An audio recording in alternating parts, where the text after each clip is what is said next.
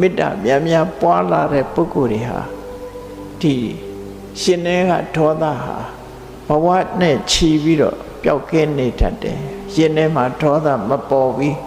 သဘောကောင်းတဲ့ပုဂ္ဂိုလ်မျိုးတွေဖြစ်တယ်အဲ့ဒါနဲ့ပတ်သက်ပြီးတော့သူ့ရဲ့ဘဝအတွေ့အကြုံကိုပြောပြတဲ့အခါမှာအရကောဟုတ်တော်ဝါမေတ္တာစိတ်တံတတ္တဝတ္တာနိဘာဝယေတတ္တကပ္ပိပြမနောပြမလောကေတတ္တမအကောဒနောဟာသူဟာဘယ်တော့မှစိတ်မဆိုးဘူးတဲ့ဘာကြောင့်စိတ်မဆိုးဘူးတာတုံးဆိုအတိတ်ဘဝတုန်းကအရကဆိုတဲ့ဆရာကြီးတူဖြစ်ခဲ့တယ်ယသိဆရာကြီးတူဖြစ်ခဲ့တယ်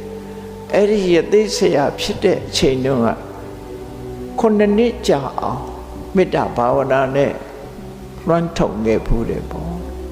မေတ္တာကိုလေ့ကျင့်ခဲ့တယ်9 နှစ်လေ့ကျင့်ထားတဲ့မေတ္တာဆံရဲ့